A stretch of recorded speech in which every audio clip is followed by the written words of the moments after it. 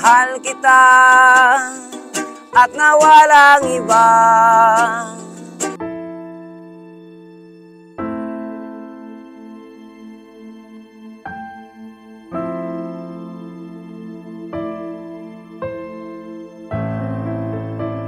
Magandang araw Luzon, Visayas, Mindanao, buong Pilipinas at buong mundo.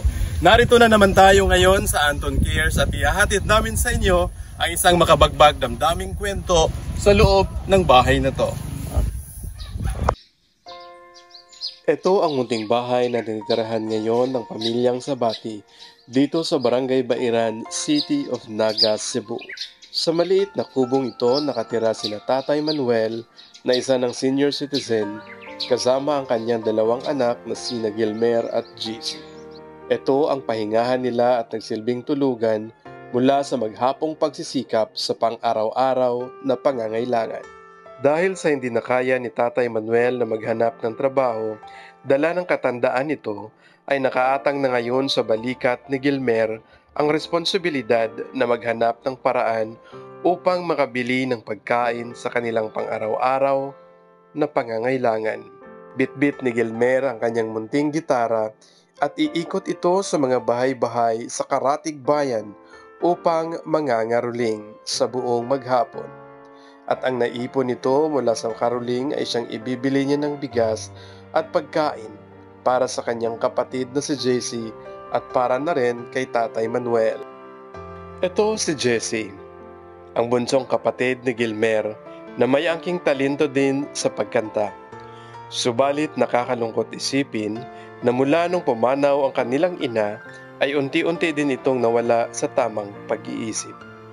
Paano na nga ba mabubuhay ang isang pamilya na nawalan ng ilaw ng tahanan? Ganun pa man, ang angking talento ni JC ay namumukod tangi pa din dahil sa kabila ng kalagayan nito ngayon ay nagagawa pa din itong mag-perform at kumanta na animoy walang problema sa pag-iisip. Mayong hapon sa tanan ug welcome sa Anton Cares. Kauban nato karon ang pamilya nga nagpuyo diri nga balay. So makita ninyo guys, mao ni ilahang gipuy-an. Meron sa imuhang ginabuhat mer para matabangan nimo imuhang pamilya, imuhang tatay, imong igsuon. Naigo para makapalit og bugas. Manaygon ka para makapalit og bugas. So asa pod ka nga mga lugar nga gapanaygon? Bulacau, Pardo, Terminal, Kulon, Basak, Parando, Karkar. Bisag kapoy ko, magkamot ko pangorta kay umilay ko magpundo ta. Inang tinita kaon tanyuta.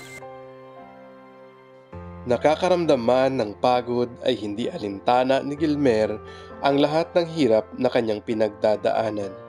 Patuloy siyang nagsusumikap at gumagawa ng paraan para sa kanilang pang-araw-araw na hanap buhay.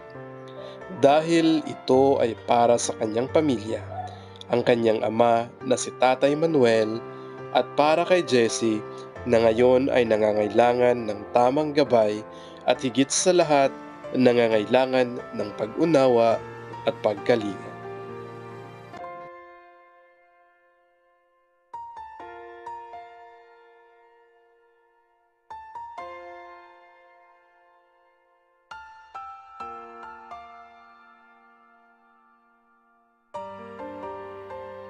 Maraming salamat po sa inyong panunood at mula sa Anton Cares, kami po ay nananawagan kasama ang pamilya ni Tatay Manuel sa tamang ahensya ng ating pamahalaan o di kaya ay sa mga pribadong tao at organisasyon na pwedeng makatulong sa kalagayan ngayon ni Jessie at sa pamilya ni Tatay Manuel.